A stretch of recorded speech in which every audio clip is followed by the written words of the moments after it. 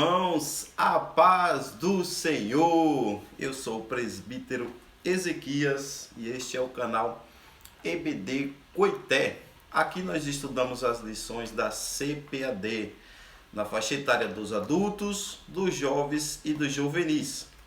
E hoje vamos estar estudando esta lição aqui, na faixa etária dos adultos, que tem por título A Carreira que nos está proposta. E na lição de hoje vamos estudar a lição de número 4, que tem por título Como se conduzir na caminhada. Pega papel, pega caneta, pegue a sua revista e a sua Bíblia Sagrada e vamos ao estudo da Palavra de Deus. Lembrando também que aqui nós vamos estar passando um slide profissional que nós desenvolvemos aqui no canal. E se você deseja receber um slide como esse para estar usando aí na sua igreja, entre em contato com a gente, vou deixar o zap aí na descrição do vídeo, que a gente vai mandar totalmente de graça para você, tá? Não vamos te pedir nenhum centavo por isso, ok? Então, dito isto, vamos ao estudo da Palavra de Deus. No nosso primeiro tópico, nós vamos ter aqui, ó, o slide, ó, na nossa introdução, nós vamos ter aqui o seguinte, ó. A jornada para o céu deve ser feita com prudência e sabedoria, num contexto de oposição à nossa maneira de viver.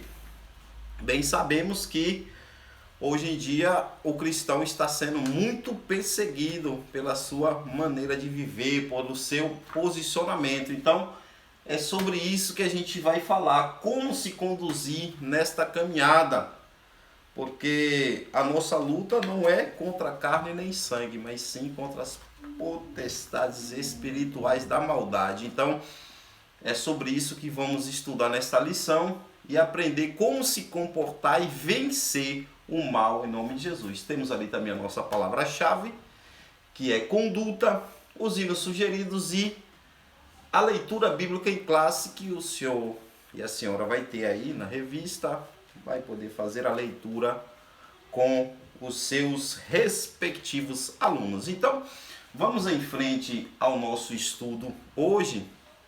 E aqui no nosso primeiro tópico, eu já quero trazer esse design, olha que slide profissional a gente preparamos para estar apresentando aqui a nossa videoaula. E eu repito, se você quiser receber um slide como esse, ó, slide profissional, você está passando aí na sua igreja, chama a gente no zap aí, é de graça, tá, gente? A gente não vai pedir nada em troca por isso. Pois bem, aqui nós vamos estudar, ó, o padrão da conduta na caminhada cristã. Jesus como nosso padrão de conduta. Aqui separamos 3 blocos da revista para a gente tecer alguns comentários. Vamos ao primeiro bloco aqui, que diz o seguinte: antes de analisarmos o texto bíblico de Efésios 5, cabe-nos refletir a respeito de um padrão geral de conduta para fazer a vontade do Pai nesta caminhada cristã. Há um padrão que o Senhor Jesus espera de seus discípulos para fazer a vontade de Deus nesta vida. Pois bem, ó, aqui nesse primeiro bloquinho, eu separei aqui 2 partes neste bloquinho, que é refletir a respeito de um padrão geral. Qual que é o entendimento aqui? É pensar antes de tomar qualquer decisão, refletir no geral. O que isso pode afetar na minha vida cristã? O que isso pode afetar na minha vida como crente que participa ali de uma comunidade? Então, é preciso analisar tudo no contexto ali geral, a nossa tomada de decisão. Pensar antes de agir, não é sair agindo de qualquer maneira. Vamos ter aqui também o seguinte, ó, há um padrão que o Senhor Jesus espera de seus discípulos. Ou seja, Jesus espera um novo comportamento daqueles que o seguem. Não adianta eu dizer que quero seguir Jesus e não me enquadrar no padrão que Jesus quer que eu tenha na minha vida, uma mudança de comportamento. É muito importante frisar isso aqui também. Vamos agora para o nosso segundo bloco. No segundo bloco aqui nós vamos ter o seguinte, ó, a palavra padrão expressa uma norma determinada por consenso ou por uma autoridade oficial, que se torna a base de comparação consagrada como modelo a ser seguido. O Senhor Jesus ensinou o seguinte: porque eu vos dei exemplo, para que, como eu vos fiz, façai-vos também. João 13:15. Qual que é o entendimento que a gente tem aqui nesse segundo bloquinho? Aqui eu separei também duas palavrinhas. A primeira é por uma autoridade oficial. O que é isso? Qual é o entendimento? É que no reino de Cristo também tem regras, por isso tem uma autoridade oficial. O reino de Cristo tem regra, tem uma conduta que precisa ser obedecida e seguida.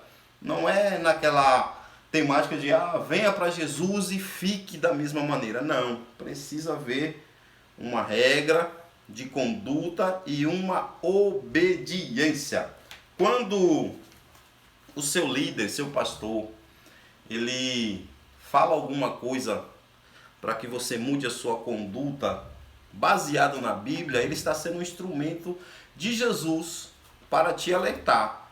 Agora, se ele está querendo entrar na tua vida particular e não tem nada a ver com a Bíblia, aí sim está errado, né? Mas ele te orientando pela palavra de Deus, a gente tem que obedecer os nossos líderes, amém? Ainda vamos ter aqui, ó, nesse segundo bloquinho, o seguinte: porque eu vos dei exemplo para que, como eu vos fiz, façai vós também.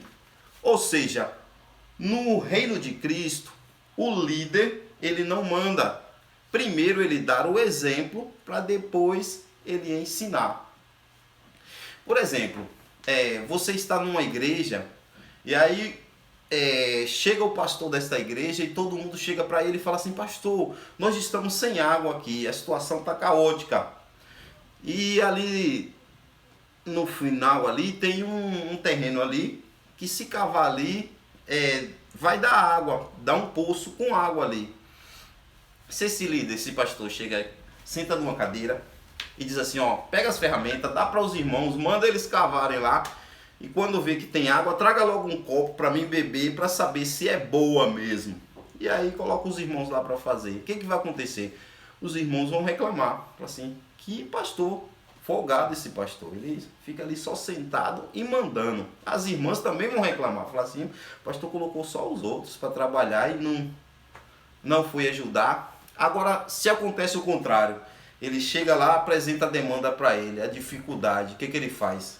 Dobra a manga da camisa, tira o sapato ali, arranca a gravata e vai, pega as ferramentas e começa a cavar. Automaticamente os irmãos vão fazer o que? Não, vamos deixar nosso pastor sozinho, não, vamos ajudar ele. E aí vai todo mundo ajudar. Então, nesse sentido aqui, o líder no reino de Cristo, ele não manda. Primeiro ele faz, ele dá o exemplo, para depois ele instruir alguém. Então fica aí o entendimento, tá bom? Então vamos para o nosso terceiro bloquinho aqui do nosso primeiro tópico. E se você já está gostando dessa videoaula, já te peço aí, ó, ajuda a gente, dá aquele joinha, aquele gostei, compartilha esse vídeo com alguém, se inscreve no canal, que é muito importante pra gente aí, tá, gente? A gente faz tudo de graça aqui, ó. Esse slide aqui, ó, é de graça. Tem um PDF que a gente desenvolve com estudo também, de graça. A gente manda tudo para você com o maior prazer. Mas nos ajude aí dando like, compartilhando e se inscrevendo no canal. Enfim, o último bloquinho diz, ó: ora, esse texto expressa que ele é o nosso modelo de conduta, o nosso padrão de vida. Sim, um padrão de conduta que tem como base o nosso Senhor. E quem deseja fazer a vontade de Deus neste mundo deve olhar para Jesus, o autor e consumador da nossa fé. Aqui nesse terceiro bloquinho eu separei o seguinte, ó: ele é o nosso modelo de conduta. Quando olhamos para Jesus como o nosso modelo de conduta, a gente é desafiado a ter humildade, a servir e a obedecer no nosso dia a dia.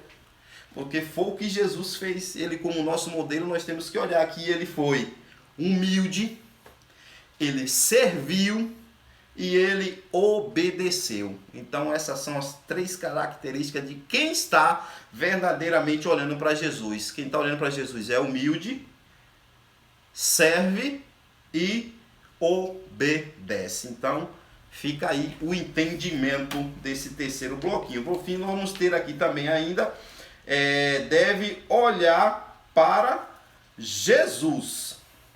Olha só que interessante. Olhar para Jesus é abrir mão de viver uma alegria ali momentânea para depois lá na frente ter uma alegria superior. Por quê? Porque no momento em que eu estou aqui, olhando para Jesus, significa que eu tenho um foco.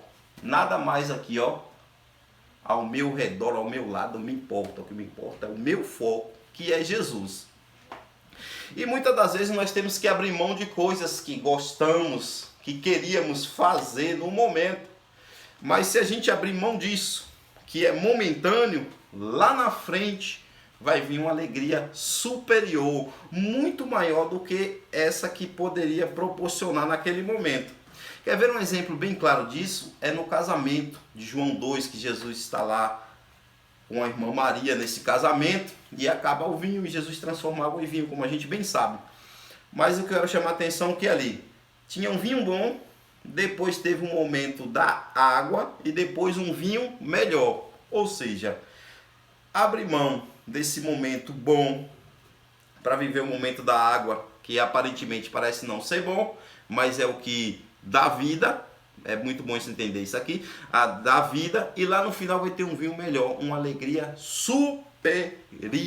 Então fica aí o entendimento desse nosso terceiro bloquinho. Então vamos agora para o nosso segundo subtópico.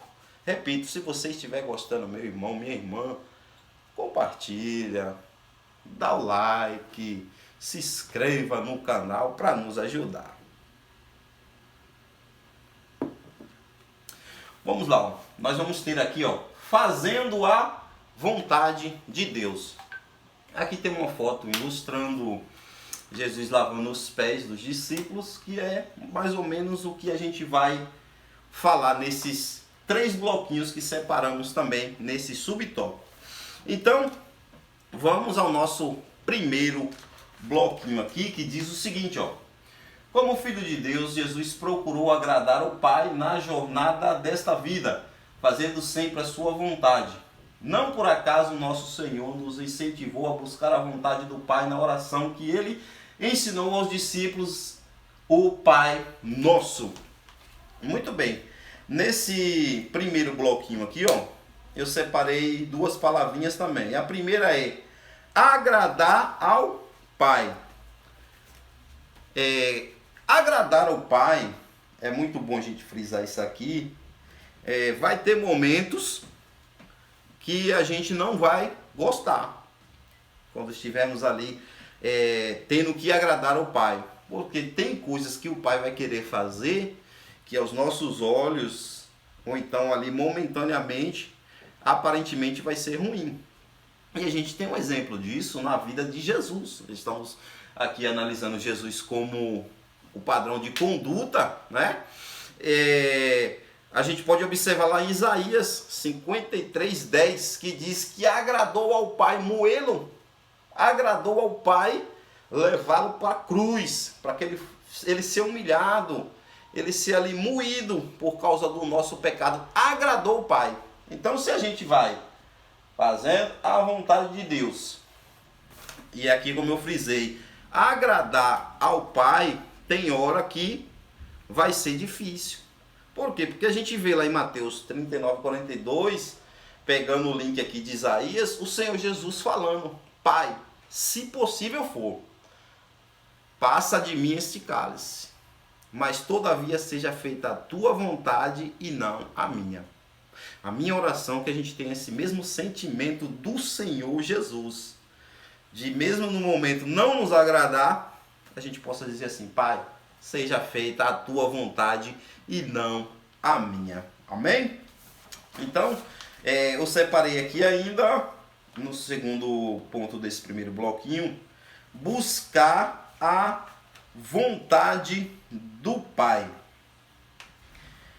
O interessante é a gente parar para analisar aqui qual é a vontade de Deus para a nossa vida. Esse é o entendimento aqui. Qual é a vontade de Deus para a minha vida? Por quê? Porque na vontade de Deus, nós vamos ter os teólogos, e a própria Bíblia está aí para nos comprovar isso, que existem 3 vontades de Deus. Existe a vontade de Deus geral, universal, para toda a raça humana, indistintamente.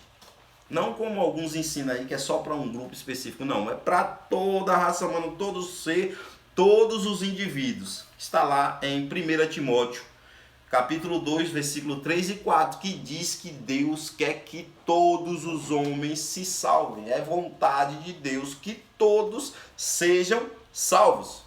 Isso quer dizer que todos serão salvos? Não, porque a salvação só se aplica na vida daquele que crê em Jesus, viu? Mas é vontade de Deus que todos os homens se salvem. Então essa é a primeira vontade, é uma vontade geral. A segunda vontade de Deus, essa sim, está para um grupo específico. E qual é esse grupo? A igreja do Senhor Jesus Cristo. Porque 1 Tessalonicenses 4,3 diz que é vontade de Deus a nossa santificação. Nossa de quem? Da igreja, corpo de Cristo. Então, a vontade de Deus para um grupo. Existe a vontade de Deus para um grupo. E existe a vontade de Deus para um grupo específico, para as pessoas individualmente. Por exemplo, a vontade de Deus para Abraão não foi a mesma vontade de Deus para José. A vontade de Deus para Moisés não foi a mesma vontade de Deus para Elias. E assim, tantos e tantos personagens que tem na Bíblia, que se eu fosse ficar citando aqui, haja tempo para isso. E tempo é curto, né? Aliás, nós vamos até falar sobre o tempo aqui nessa lição, mas não agora, vai lá na frente. Então, existe a vontade de Deus para indivíduos, vontades individual. E qual é o entendimento aqui? A gente procurar saber qual é essa vontade de Deus para a nossa vida. Deus não nos chamou simplesmente para a gente ser membro de uma igreja e ficar sentado em um banco, não. Existe uma vontade de Deus, existe um chamado de Deus na nossa vida e a gente precisa desenvolver esse chamado.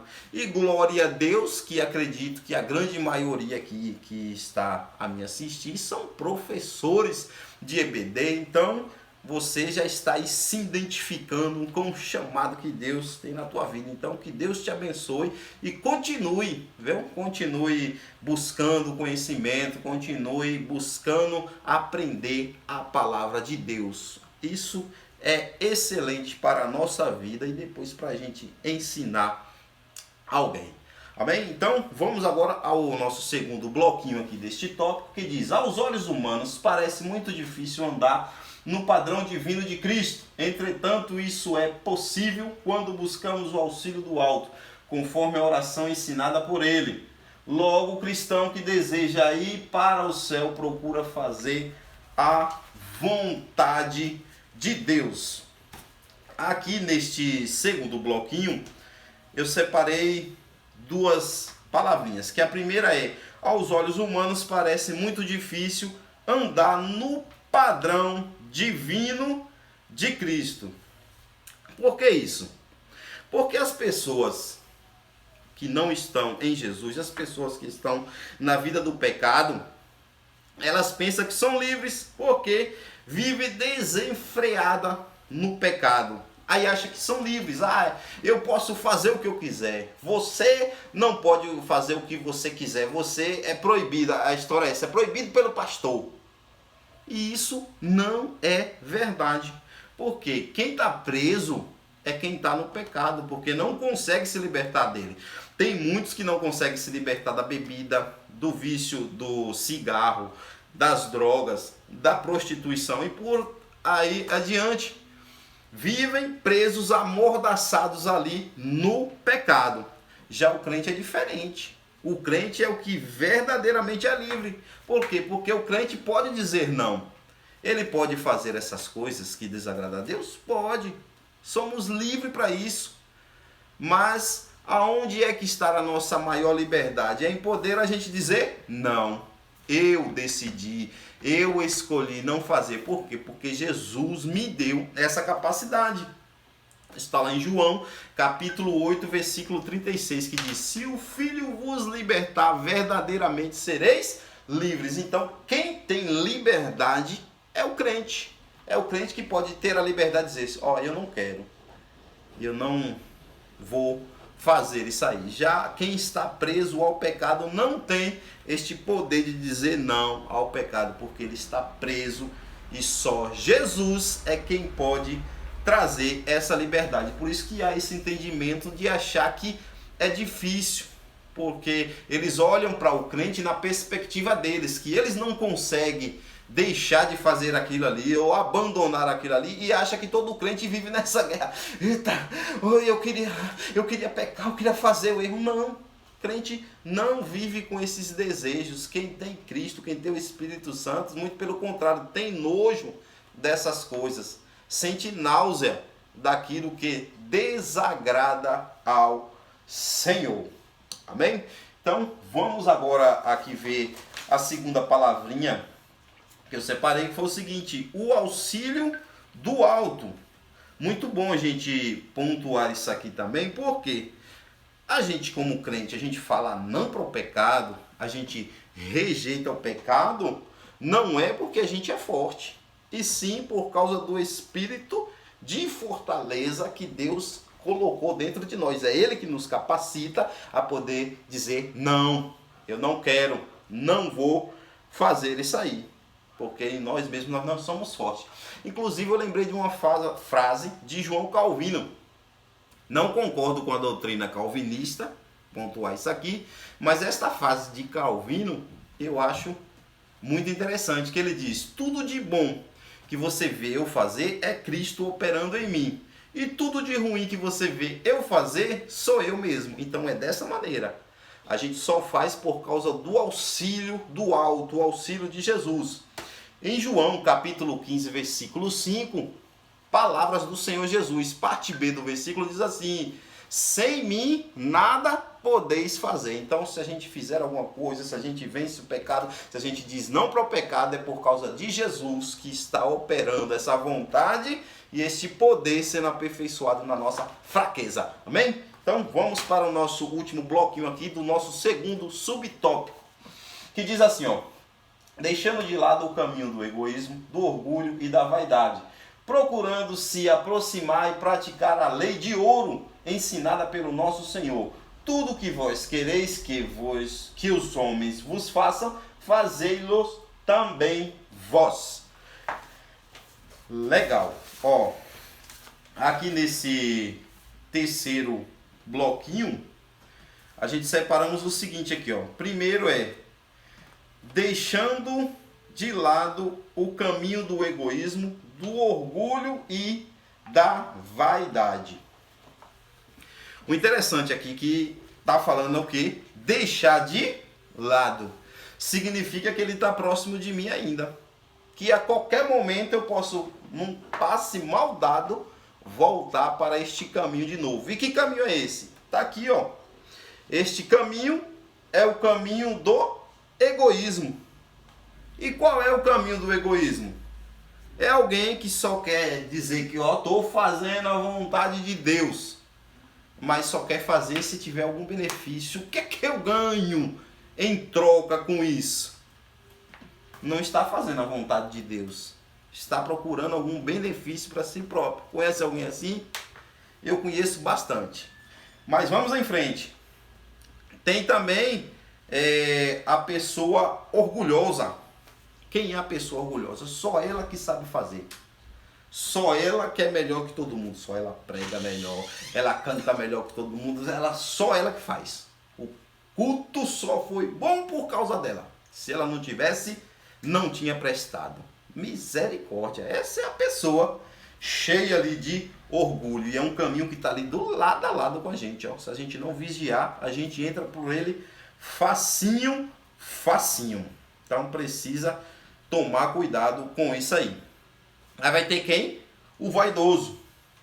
É quem? Quem busca ser admirado, validado por outros.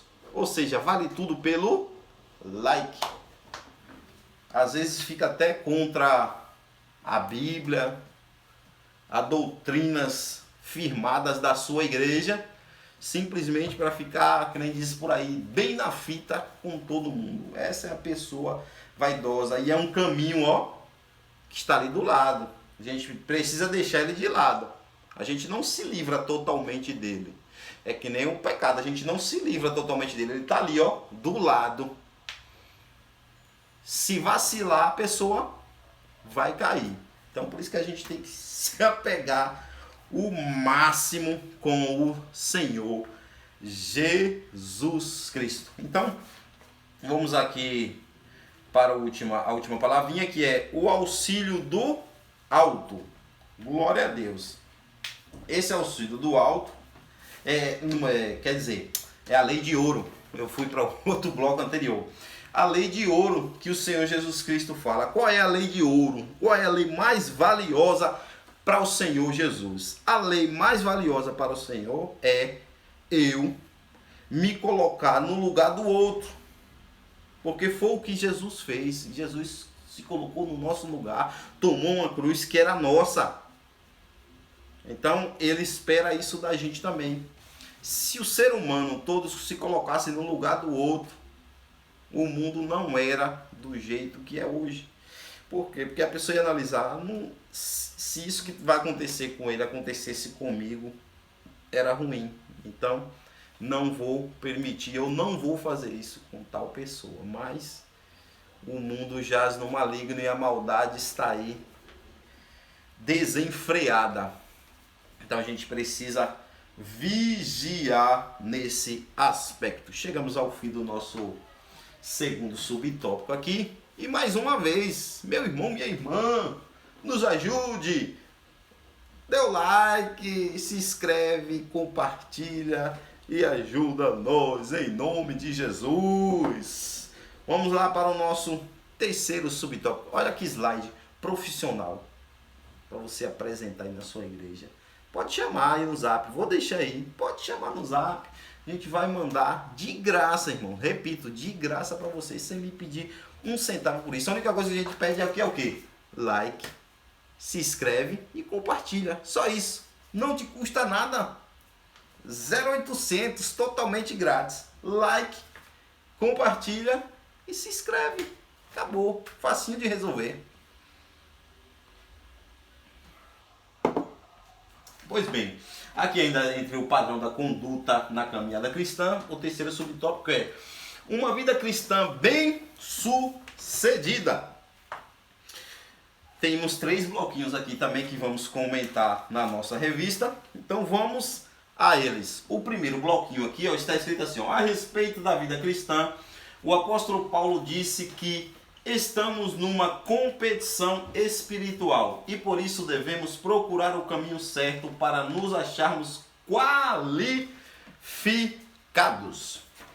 Muito bem, aqui nesse terceiro bloquinho,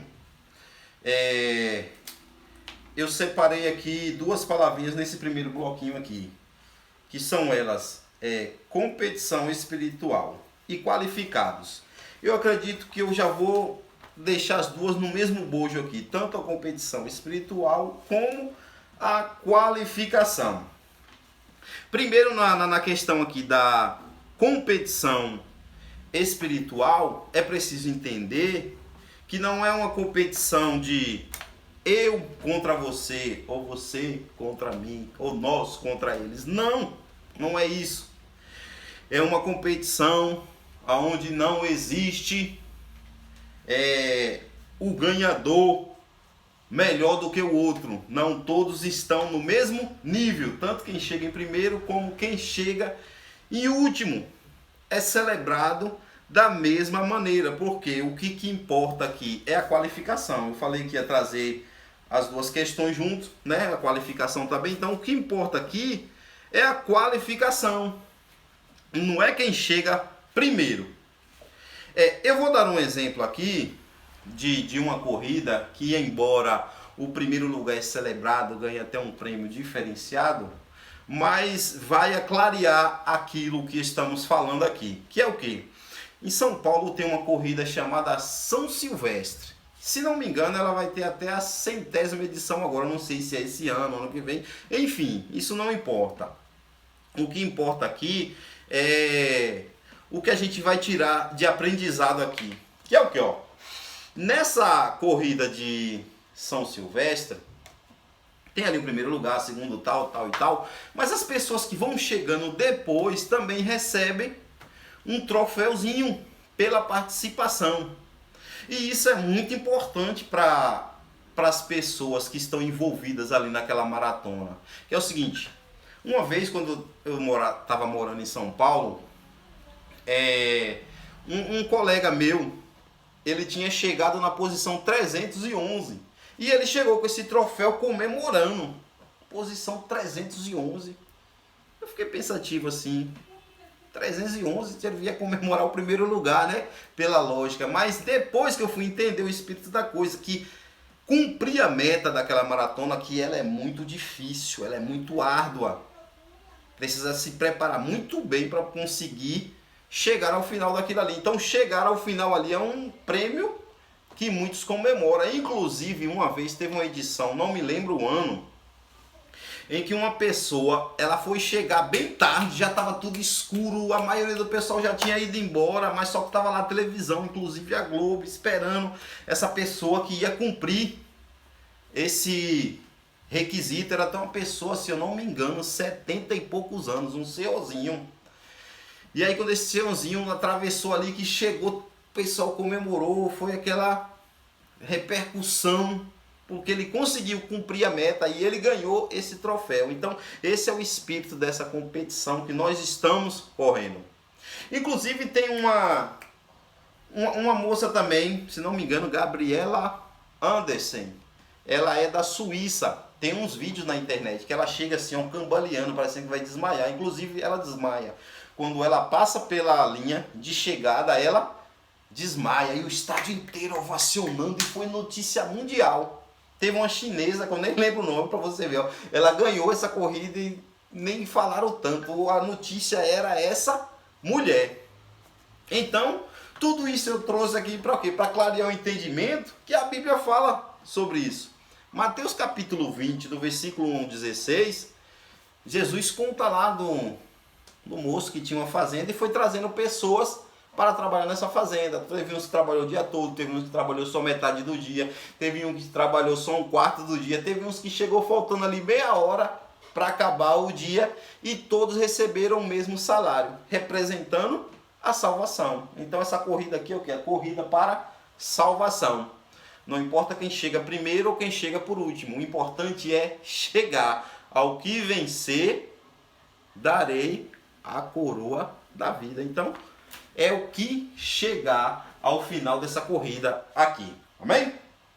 Então, vamos aqui para o nosso segundo bloquinho do nosso terceiro subtópico, que diz: dessa forma, o cristão possui um padrão que o levará a uma vida espiritual bem-sucedida. Sabemos que as pessoas bem-sucedidas procuram espelhar-se em outras pessoas ilustres, equilibradas e resilientes. Muito bem, ó, nesse segundo bloquinho aqui, desse terceiro subtópico, eu separei o seguinte aqui, ó. Vida espiritual bem-sucedida e espelhar-se em outras pessoas ilustres. Vamos aqui à vida espiritual bem-sucedida. Uma vida espiritual bem-sucedida é o quê? Eu me manter firme na minha missão, independente do que aconteça. Isso é ter uma vida espiritual bem-sucedida. Eu me mantenho firme ali, independente do que aconteça. E espelhar-se em outras pessoas ilustres é a manifestação ou a revelação de algo de forma semelhante. Eu me espelhar. Eu vou me assemelhar àquela pessoa. Então Deus, quando nos fez lá no Éden, diz: façamos o homem nossa imagem e semelhança. Quando eu estou andando com Cristo, quando eu estou me espelhando em Cristo, eu fico parecido com Cristo. Então, qual é a reflexão aqui? Será que a gente está parecendo com Cristo? Quem está olhando de fora para nós está vendo a pessoa de Cristo em nós? Então fica aí a reflexão para a gente fazer para a nossa vida e levar para a sala de aula também e deixar essa pergunta ecoar ali para os alunos. Amém? Então chegamos aqui ao final do nosso terceiro subtópico. Então vamos para o último bloquinho aqui, que diz o seguinte, ó: ora, em Cristo Jesus temos esse padrão e modelo. Ele foi resiliente, equilibrado e ilustre até a morte, de modo que o apóstolo Paulo escreveu sobre o nosso Senhor, exortando que o imitássemos, de sorte que haja em vós o mesmo sentimento que houve também em Cristo Jesus.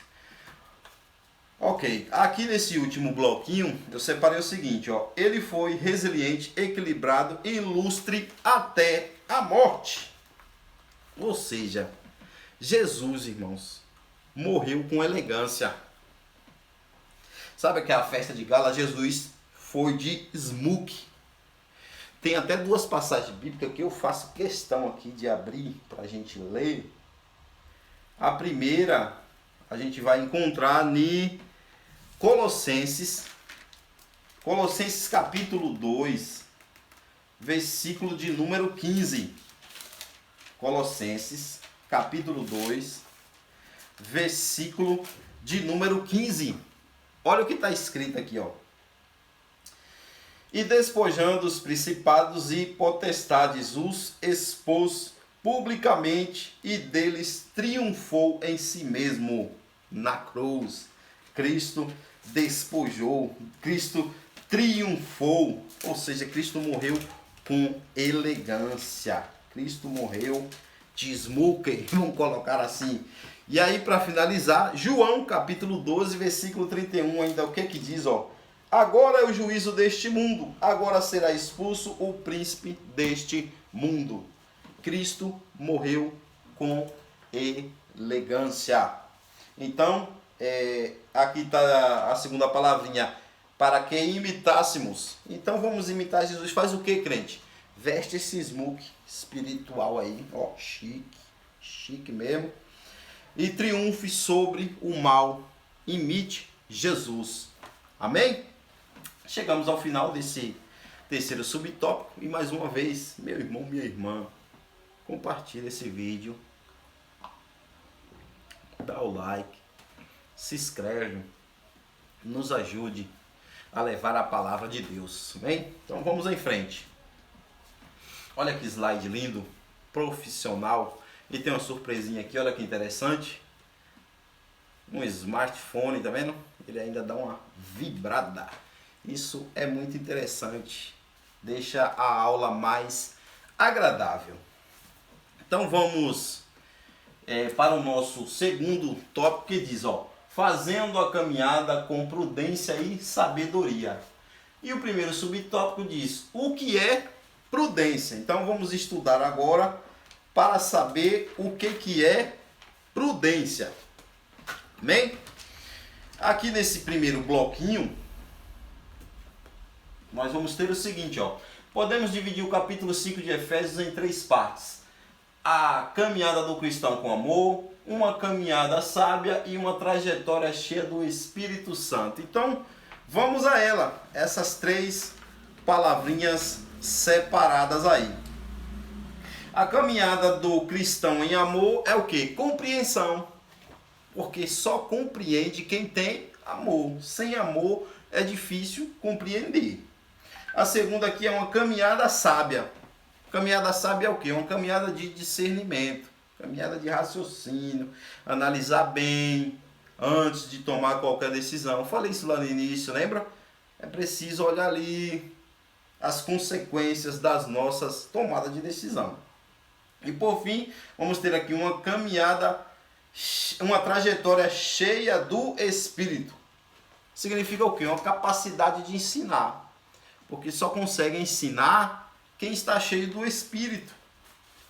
Porque tem uma frase, não me lembro bem o pregador agora, mas tem uma frase de um pregador que ele diz assim: pregue a palavra em tempo e fora de tempo.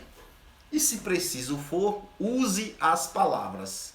Ou seja, a nossa vida é uma pregação que o Espírito Santo faz através das nossas atitudes. Então essa reflexão, entendimento que fica aqui. E no segundo bloquinho aqui desse slide vamos ter o seguinte: aqui nos deteremos na segunda parte. Em Efésios 5, o apóstolo Paulo ensina a respeito da caminhada do cristão neste mundo. Neste capítulo, a palavra prudência se destaca. De acordo com o Antigo Testamento, a palavra prudência tem conotação de compreensão, discernimento. Aqui nesse segundo bloquinho, eu separei só essa palavra que é o destaque que dá aqui, que é prudência. O que é prudência? Então, quando falamos aqui da prudência, o que me vem à mente é a parábola lá das 10 virgens, que tinha 5 prudentes e 5 loucas. Então, qual que é o entendimento aqui? É estar preparado, é se preparar, estar vigilante e dando um bom testemunho. Foi o que as virgens prudentes fizeram. Elas estavam preparadas, elas estavam vigilantes e elas estavam dando um bom testemunho. Como? As suas lamparinas acesas ali significa o bom testemunho do cristão. Jesus falou: brilhe a vossa luz para que os homens vejam e glorifiquem ao Pai pelas vossas boas obras. Então essa lamparina delas ali representa as suas boas obras. Ali não é o Espírito Santo como alguém ensina, porque como é que vai ser o Espírito Santo sendo que alguém foi comprar o Espírito Santo? O Espírito Santo não se compra. E as outras pediram: compartilha conosco. O Espírito Santo a gente compartilha. Não tem como eu compartilhar o Espírito que está na minha vida e ele faltar para mim, de forma alguma. Então, ali é as boas obras daquelas que eram prudentes. Então, a prudência que fica nesse parâmetro aí da gente estar preparado, ser vigilante e dar bom testemunho. Isso é ser prudente. Enfim, vamos aqui para o nosso terceiro bloquinho, que nesse aqui tem 4. Diz assim, ó: em Provérbios 9:10, quando se diz que o justo crescerá em prudência, o termo traz a ideia de ensino, instrução, capacidade para ensinar. No Novo Testamento, a palavra remete a algo que Deus derramou sobre nós, ou seja, toda a prudência, entendimento, conhecimento e amor e vontade de Deus. Muito bem. Aqui agora, nesse terceiro bloquinho, eu separei o seguinte, ó: crescerá em prudência e capacidade para ensinar e derramou sobre nós. Vamos lá. Primeiro ponto aqui onde tem crescerá em prudência, Oséias 6, capítulo 6, né, versículo 3 diz: conheçamos e prossigamos em conhecer ao Senhor. Ele nos virá como chuva, ou seja, ele vai derramar sobre nós este conhecimento. A gente conhece e prossegue em conhecer ao Senhor. Esse crescerá em prudência. E aqui, capacidade para ensinar, remete muito à nossa conduta. E derramou sobre nós essa chuva que será derramada sobre nós, em nós. Esdras, capítulo 7, versículo 10, diz o seguinte, que Esdras colocou em seu coração em buscar a lei do Senhor, e depois em cumprir a lei do Senhor, e por fim ensinar a lei do Senhor. Qual que é o entendimento aqui? A gente busca o Senhor primeiro para conhecer a vontade do Senhor. depois para cumprir a vontade do Senhor e depois para ensinar. Só pode ensinar aquele que cumpre primeiro. Lembra que eu falei lá no início do líder, precisa dar o exemplo? O ensinador também precisa ter esse exemplo. Ele precisa primeiro buscar o conhecimento, depois de buscar ele precisa cumprir, depois de cumprir é que ele pode ensinar. Bem, então vamos em frente e vamos agora para o nosso último bloquinho deste primeiro tópico, que diz, então podemos conceituar a prudência como virtude que nos permite agir com cuidado e moderação diante de situações desafiadoras. É uma razão prática que nos permite discernir entre as escolhas mais adequadas para fazer o bem. Que interessante, Nesse quarto bloquinho aqui, eu separei a palavra prudência com virtude e desafiadoras. Então, na palavra aqui, prudência com virtude, a palavra virtude aí significa o quê? Poder. Então, a prudência é o ensinamento. Prudência fala de ensinamento, fala de conhecimento, e virtude fala de poder. Então, a prudência com poder é a palavra falada com poder. E isso é de fundamental importância na vida do crente. É que a palavra seja falada com poder, que vem do alto. E a gente precisa vigiar nisso, porque através de uma palavra, a Bíblia diz que a gente pode transmitir vida, como pode transmitir morte. Isso está lá em Provérbios 18, 21. Que o poder da vida e da morte estão na palavra.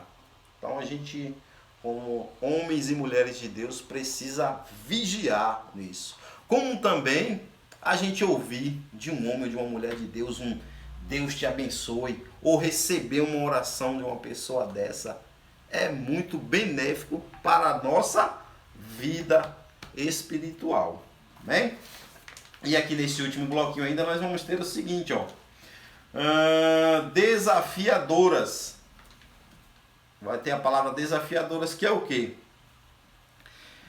Vai ter momento que a gente vai estar ali ensinando, que vai surgir um desafio.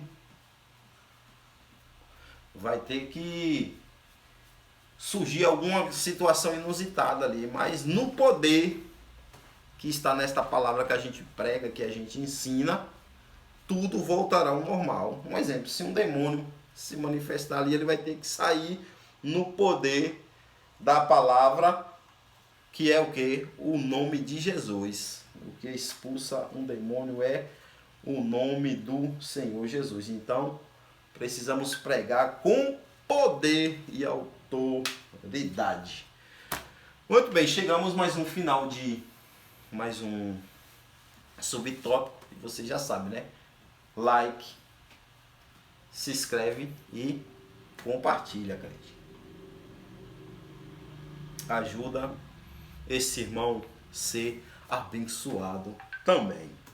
Então a gente vai agora para o nosso segundo subtópico. Olha aqui, slide, irmãos. Slide aqui é totalmente profissional. E o melhor de tudo é de graça. O zap vai ficar aí, só pedir que a gente manda, tá bom? Então, não se esquece. Antes, se inscreve, compartilha, dá o like para nos ajudar.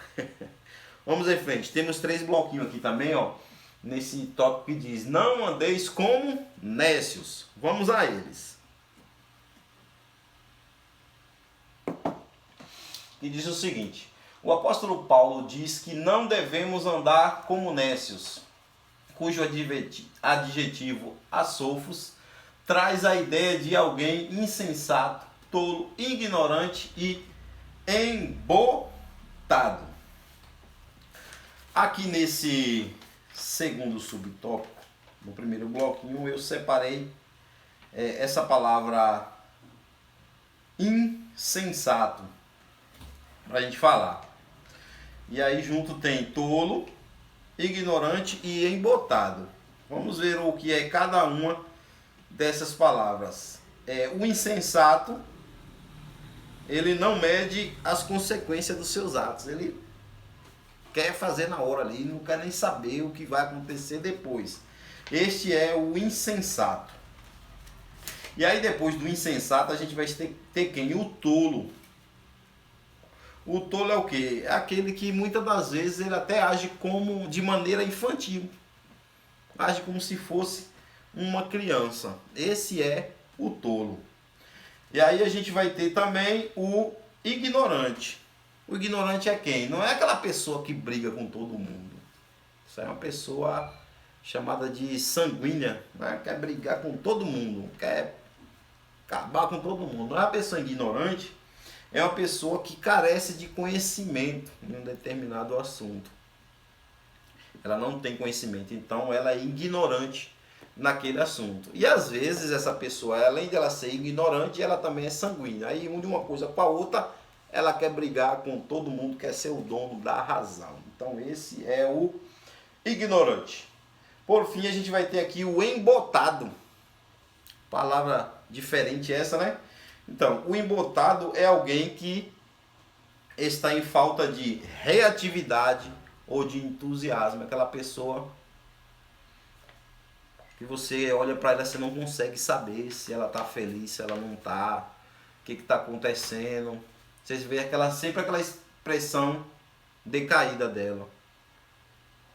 Ela reclama de tudo, nada presta, não se entusiasma com nada, tudo para ela é ruim, só consegue ver o lado negativo das coisas. Então essa é uma pessoa embotada, que é a pessoa que Paulo nos exorta a não ser. Então, nos próximos blocos aqui a gente vai ver sobre isso. Muito bem, aqui ó, no segundo bloquinho aqui, a gente vai ter o seguinte, ó, mas como sábios, diligentes, cuidadosos e sábios, cheios do Espírito Santo para fazer a vontade do Senhor. Ser nécio reflete uma vida de ignorância espiritual, ausência de sabedoria e desprovida de luz divina. Significa estar imerso numa jornada de pecados. Aqui nesse segundo subtópico e no bloquinho de número 2, a gente separamos o seguinte, ó. Cheio do Espírito Santo para fazer a vontade do Senhor. Então,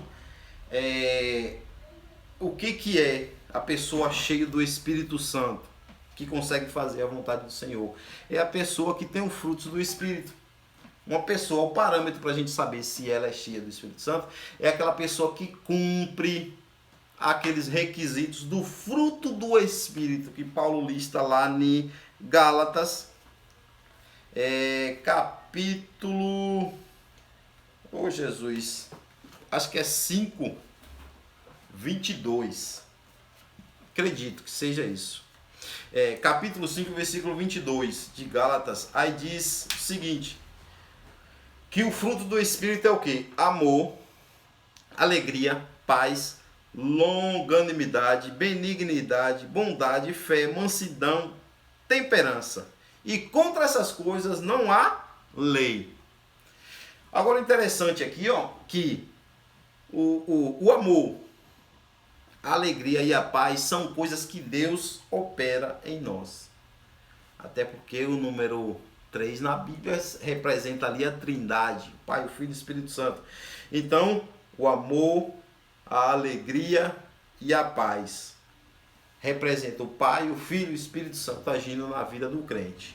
O amor, Deus amou, a alegria, o Espírito Santo traz alegria para a vida do crente. E a paz, Jesus dá a paz na vida do crente. Então são coisas que o Senhor faz. E aí agora, para a gente saber que uma pessoa está sendo regida pelo amor de Deus, pela alegria do Espírito Santo, pela paz de Cristo, os demais frutos, que já são 6 que vão sobrar aqui, no total dá 9. Esses outros 6 é responsabilidade do homem. É que na Bíblia também o número 6 representa o homem. Então, qual é a responsabilidade do homem? A gente vai ter aqui longanimidade, longânimo. Espera o momento certo que Deus vai preparar para que se perdoe, se acerte com aquela pessoa que está ali com aquela diferença, benigno, quer retribuir o bem que alguém lhe fez, bondade, quer ajudar todo mundo, não gosta de ver ninguém sofrer, é aquilo que estudamos na estante, de se colocar no lugar do outro, né? Tem fé, que para se aproximar de Deus é necessário ter fé, não tem como se aproximar do Senhor sem fé. Mansidão, falamos na estante de alguém que é sanguíneo. Ah, isso é meu temperamento, eu sou assim. Não. O Espírito Santo moda, o Espírito Santo muda. Aquele que está em Cristo, nova criatura é. Não existe eu nasci assim e vou morrer assim, não. Eu nasci assim, mas aceitei Jesus e mudei e hoje sou uma nova criatura. É assim que funciona na vida do crente. E tem temperança. Temperança a gente fala o quê? De um tempero. Eu lembro de uma coisa que a minha mãe sempre falava, minha afinada mãe. Ela trabalhava de cozinheira, ela era chefe de cozinha em São Paulo. E ela sempre usava essa figura do sal para falar. Meu filho, uma comida, se tiver muito sal, as pessoas reclamam. Se ela tiver pouco sal, as pessoas reclamam. Se tiver sal na medida certa, aí todo mundo elogia. Assim é a vida do crente. A gente não pode nem ter sal demais, a Bíblia diz, não sejais demasiadamente santo, como também a gente também não pode ter pouco sal sem soço, tem que ter ali, ó, na medida certa, ser saboroso, ser aquela pessoa que todo mundo gosta quando tá, quando vai embora deixa saudade. Então essa é a vida do crente, a temperança na vida do crente. Então, isso são coisas que o crente precisa cumprir.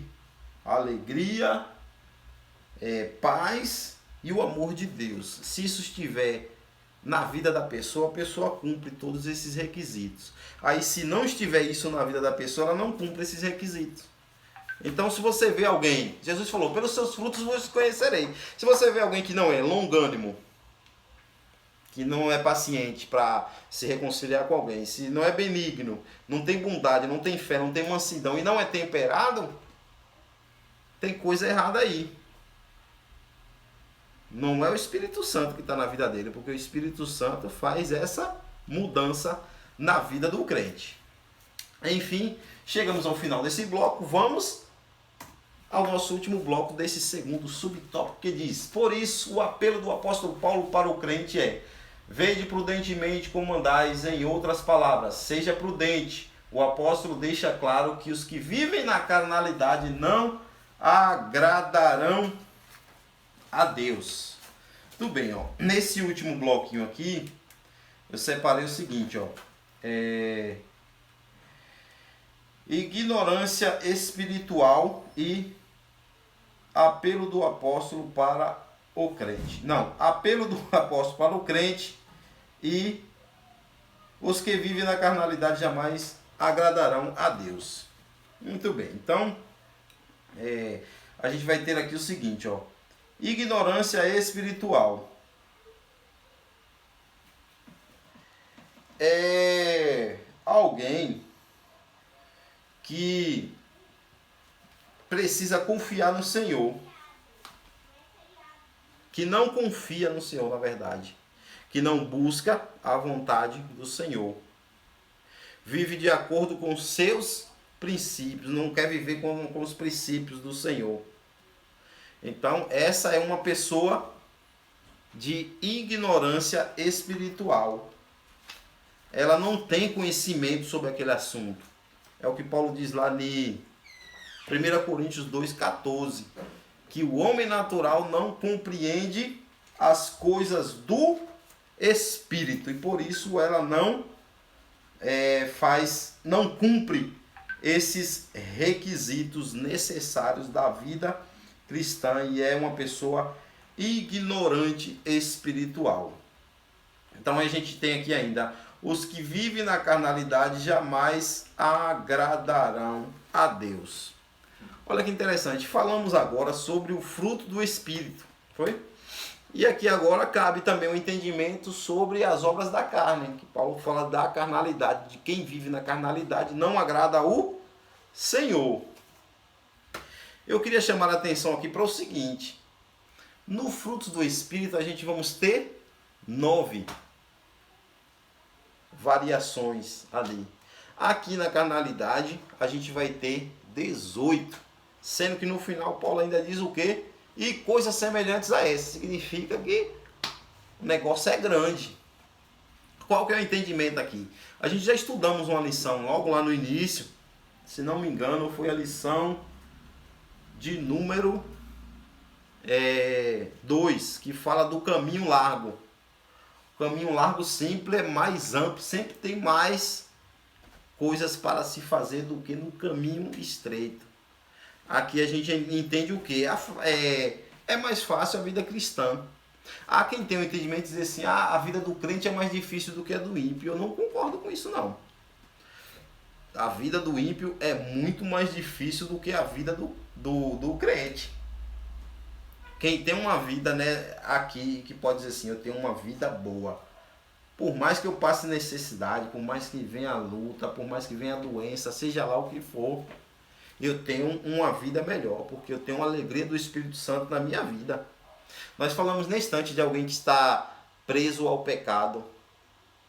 Quem é que tem mais felicidade? Quem pode chegar em casa livre do pecado, deitar e dormir tranquilamente, ou uma pessoa que não consegue ter paz para dormir, por mais que ela esteja cheia do dinheiro, cheia de tudo que ele acha que traz alegria para a sua vida? Então quem tem uma vida boa é o crente. O crente tem uma vida excelente na presença do Senhor. Chegamos ao final de mais um subtópico. Como você já sabe, né? Dá o like, se inscreve e compartilha este vídeo e ajuda o seu irmão. Amém? Então vamos ao nosso próximo subtópico.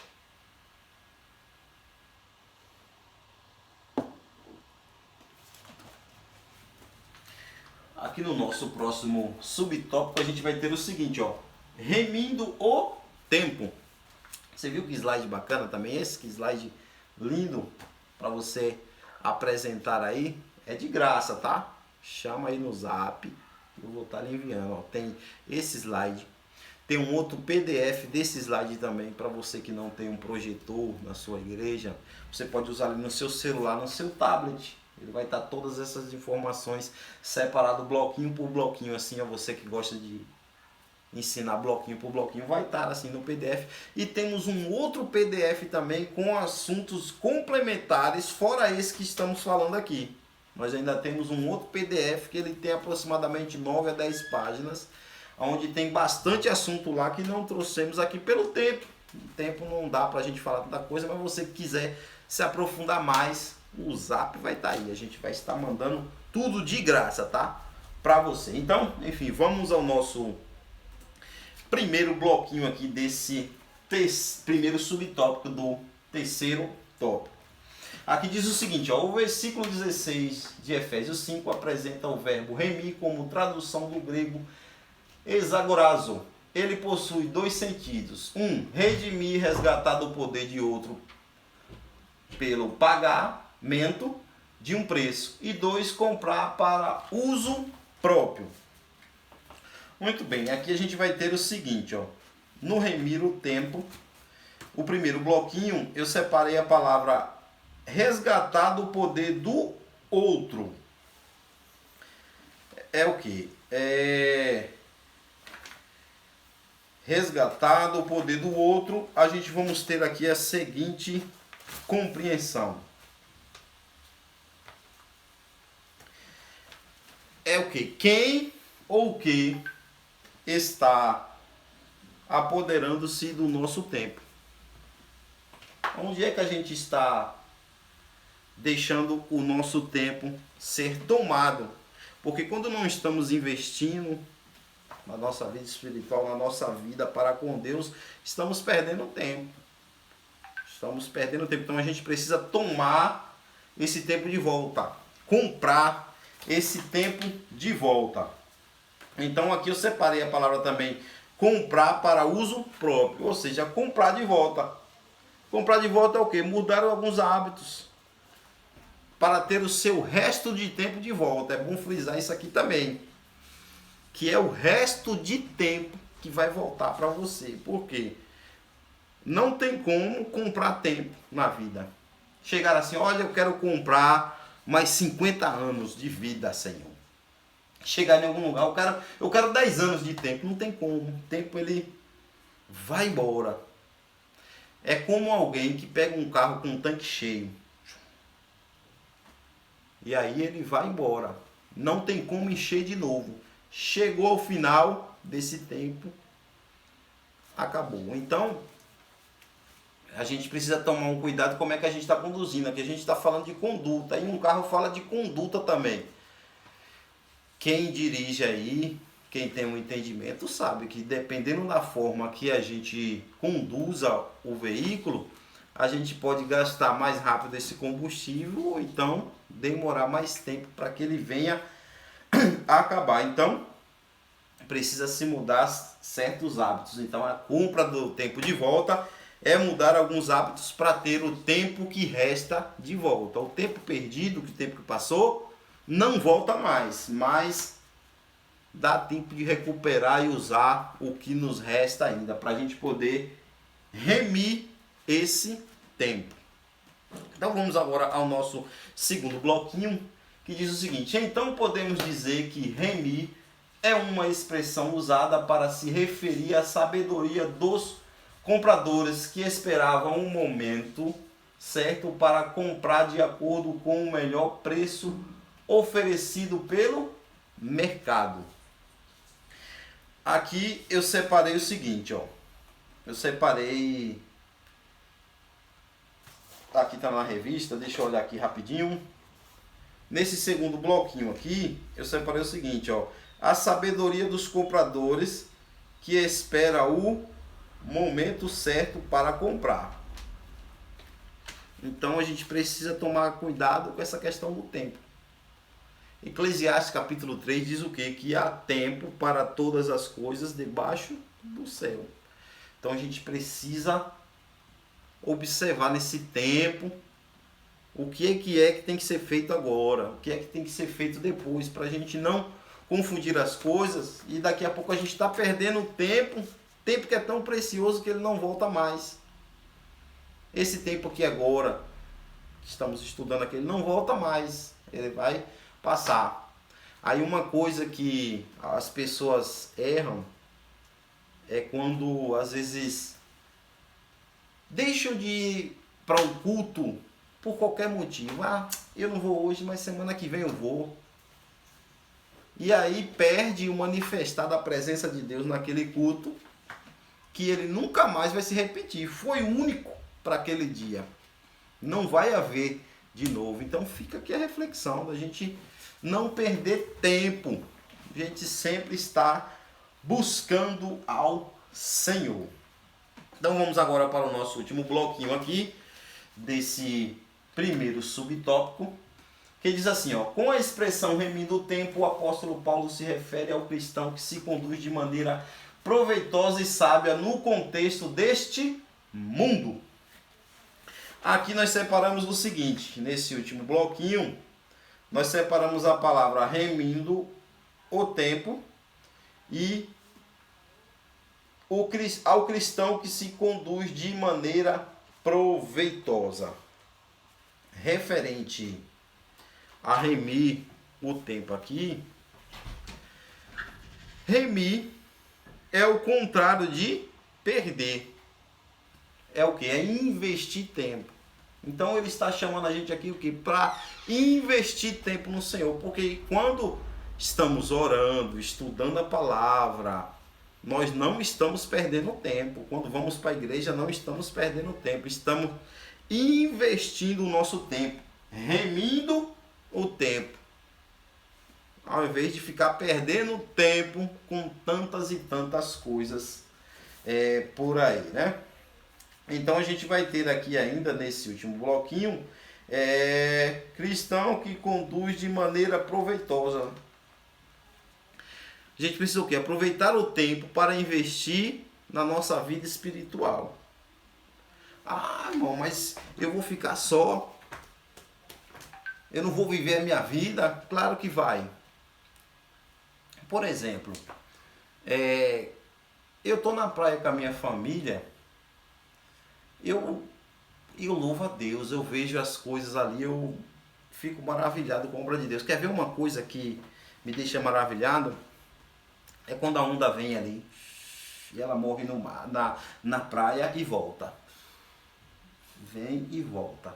Lá em Jó, capítulo 38, diz que Deus deu ordem ao mar que ele viesse só até ali para quebrar o orgulho das suas ondas. Leia lá Jó capítulo 38.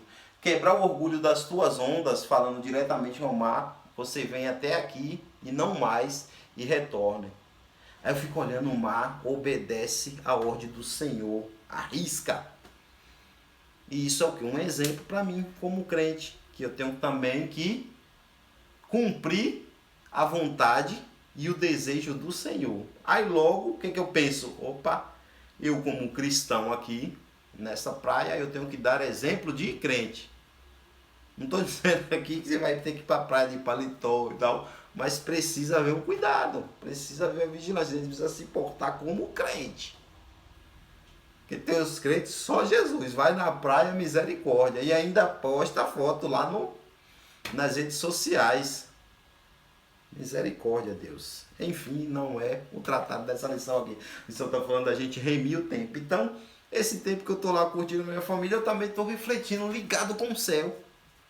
E feliz ali, ó, curtindo a praia, com a minha família, minha esposa, minha filha, e servindo a Deus. Então, chegamos ao nosso final desse bloco.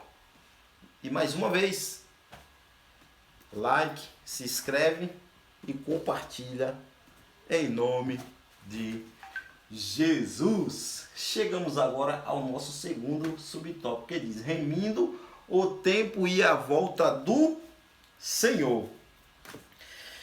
Vamos em frente. Aqui no primeiro bloquinho nós vamos ter o seguinte, ó, quando se falava a respeito de remir o tempo entre os cristãos primitivos, estes tinham em mente a iminência da segunda vinda do Senhor Jesus. Ou seja, esse esperado acontecimento poderia acontecer a qualquer momento. Aqui no primeiro bloquinho, eu separei a seguinte palavra: eminência da segunda vinda do Senhor Jesus. E eu queria chamar a atenção que aqui, ó, poderia acontecer a qualquer momento. Que o quê? Que a iminência não depende de sinal. Ele pode ser a qualquer momento a volta do Senhor Jesus. Então essa é a doutrina da iminência. E eu estou pontuando isso aqui por quê? Porque a gente vive um tempo que surge uma doença, lembra na pandemia? Ó, Jesus está voltando. É guerra não sei aonde, Jesus está voltando, a não ser que Jesus está voltando. Ei, a iminência do arrebatamento da vinda de Jesus não tem sinal nenhum. É tudo tranquilo e normal, que nem a gente está aqui agora. Por isso que ela é iminente, que pode acontecer a qualquer momento, pode inclusive acontecer agora. Porque se a gente ficar esperando o sinal acontecer isso ou aquilo ou outro, tira a iminência. Todo mundo vai saber quando Jesus vai voltar. Então a iminência do arrebatamento da igreja pode acontecer inclusive até agora. Essa aula aqui pode não terminar, a câmera ficar aqui gravando e a gente subir para a glória. Que maravilha, hein? Uma câmera gravar o arrebatamento. E vai gravar, viu? Vai gravar quando acontecer. Então, vamos ver aqui, ainda aqui no próximo bloco, a gente vai ter o seguinte: por isso, os cristãos eram incentivados a procurar sabiamente aproveitar todas as oportunidades, em especial no sentido de se prepararem espiritualmente para aquele dia. Aqui nesse segundo bloquinho nós vamos ter o seguinte, ó, poderia acontecer a qualquer momento, já falamos sobre isso, e tem aproveitar todas as oportunidades. O que a gente tem aqui, irmãos? A gente tem o seguinte, ó, em Tessalonicenses, capítulo 3, versículo 10, fala que a gente vai ter essa iminência, esse arrebatamento a qualquer momento. O povo, os tessalonicenses, eles começaram a ter problema com isso aqui. Paulo até exorta eles, porque teve uns irmãos que começaram a dizer, Jesus vai voltar mesmo a qualquer momento, então não precisa trabalhar, não precisa se preocupar com as coisas dessa vida. E não é bem assim. A gente já estudamos aqui que nós temos uma dupla jornada, foi a lição de número 1. A gente tem uma dupla jornada, que é o quê? A jornada espiritual e a jornada aqui nessa terra. Enquanto estivermos aqui, temos que fazer as coisas daqui. E ligado no céu. Cabeça no céu e os pés na terra. Dupla jornada. E aí Paulo exortou a eles referente a isso aqui. Mas a volta do Senhor pode ser a qualquer momento. Mas a gente precisa ter esse cuidado com as coisas daqui. Precisa cuidar das coisas daqui também. Amém? Então a gente vai logo para o último bloco aqui desse remindo a tempo e a volta do Senhor, que diz: assim a perspectiva da iminente volta do nosso Senhor faz com que não percamos tempo com coisas banais. Antes nos exorta a viver de maneira sábia, santa e piedosa, pois o Senhor Jesus pode voltar a qualquer momento. Olha aí o a qualquer momento novamente. Para finalizar aqui, ó, Mateus 24:42 fala que essa volta será para aqueles que estiverem de prontidão espiritual. Para aqueles que estiverem prontos, ó, como um soldado no quartel que chamou, tocou lá a trombeta, ele já está de pé, pronto para ir atender o chamado. Assim é o cristão, eles têm que estar pronto. E essa vinda, ela é imprevisível, não tem como prever. Tentaram datar aí várias e várias vezes, só quebraram a cara, porque não tem como prever quando será essa vinda do Senhor Jesus. Muito bem, agora a gente chegamos ao nosso último subtópico da nossa lição. Mais uma vez, lhe peço like, se inscreve e compartilha para ajudar o seu irmão aqui, ó. Lembrando que slide profissional também você tem aí para apresentar na sua igreja. Chama no zap aí. Tem muito material para te fornecer, tudo de graça aqui, tá bom? Nós vamos ter aqui 3 bloquinhos também, vamos a eles. O primeiro diz o seguinte, ó: outra expressão que chama atenção é os dias maus. Ela revela que estamos inseridos numa sociedade dominada pelo pecado, que pode tomar o nosso tempo e nos levar à prática do mal. Precisa haver uma vigilância do crente concernente a isso aí. Aqui no primeiro bloquinho eu separei o seguinte, ó: sociedade dominada pelo pecado. A sociedade dominada pelo pecado, a gente observa que a maioria dos entretenimentos, principalmente os virtuais, tem um domínio pecaminoso. E o crente precisa vigiar nessa área aí virtual. Estou dizendo que não pode, não. Pode sim. Aliás, a área virtual, a área ali da internet é um mar imenso. A gente pode mergulhar nele tranquilamente, a gente pode navegar, na verdade. O que a gente não pode é se afogar nele. Precisa ter essa vigilância. Então, poder usar pode, mas tem que tomar cuidado que muita coisa ali só faz perder tempo, irmãos.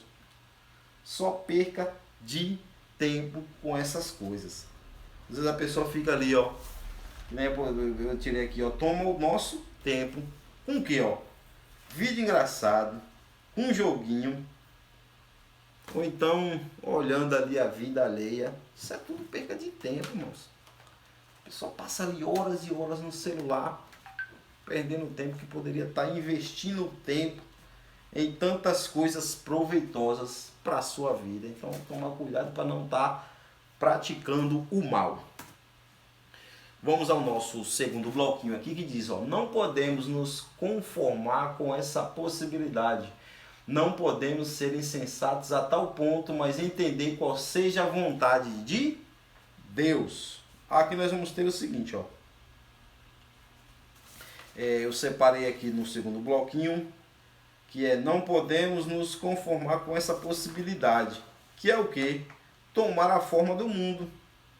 Mesmo estando na igreja, mas tem uma forma mundana, porque vive tão inserido nesse contexto de pecaminosidade aí, de novelas, de séries, de tiktokers, de youtubers, que não tem nada a ver com o reino de Deus, não tem nada a ver com Jesus, e aí de tanto se alimentar dessas coisas, acaba vivendo nesse mundo aí, onde toma forma mundana, mesmo sendo um crente.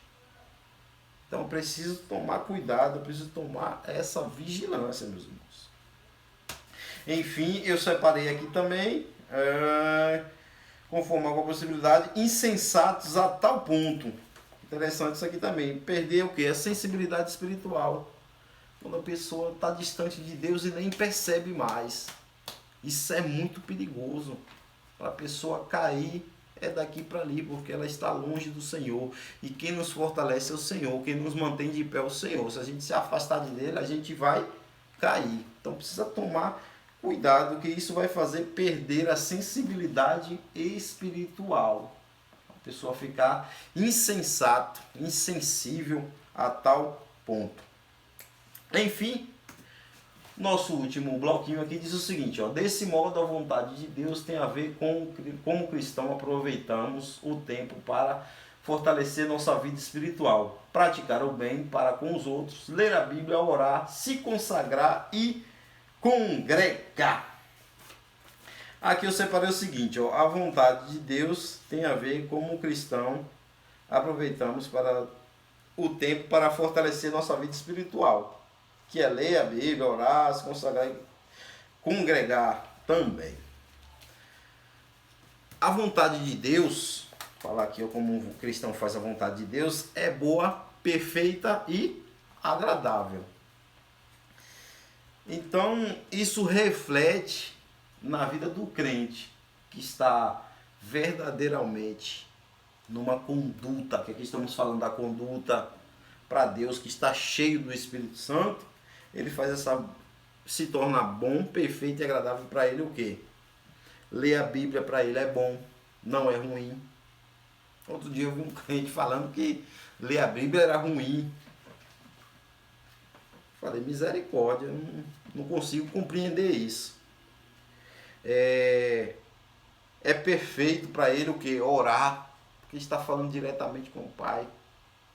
Não é ruim para o crente cheio do Espírito Santo. E consagrar é agradável, não é uma tormenta. Quando precisamos fazer uma consagração, um jejum. Quem está cheio do Senhor faz essas coisas de bom grado. E aí, a prova que o crente está praticando essas coisas é o que, ó? Congregando. Consagrar e congregar.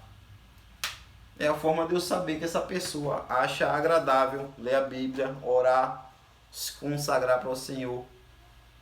É o fato dele estar congregando, que ele sente tanto prazer nas coisas de Deus, que ele quer estar no lugar onde fala de Deus. Muito bem, irmãos. Chegamos ao final da nossa lição. E eu lhe peço mais uma vez, dá o like, se inscreve e compartilha. E se você quiser, o zap vai estar aqui na descrição do vídeo, para a gente estar te mandando o slide. Olha que final interessante aqui, ó, da nossa conclusão. Um slide bem bacana aí para você estar usando na sua igreja. Então a nossa conclusão diz, em nossa caminhada para as mansões celestiais, precisamos seguir o padrão divino, isto é, as normas determinadas pelo Pai que estão inseridas em sua palavra. É preciso viver sábia e prudentemente, aproveitando bem as oportunidades de fazer o bem e não deixarmos nos dominar pelos dias maus, na certeza de que a vinda do Senhor se aproxima. E isso nos incentiva de maneira santa. Oh, glória a Deus. Então, chegamos ao final e eu quero aqui abençoar a sua vida, tá bom? Então, que Deus possa continuar abençoando você, professor, professora, como toda a tua casa, toda a tua família, o teu trabalho e em tudo que você fizer, que o Senhor Jesus faça prosperar para a honra e glória do nome dele. Então, Deus abençoe.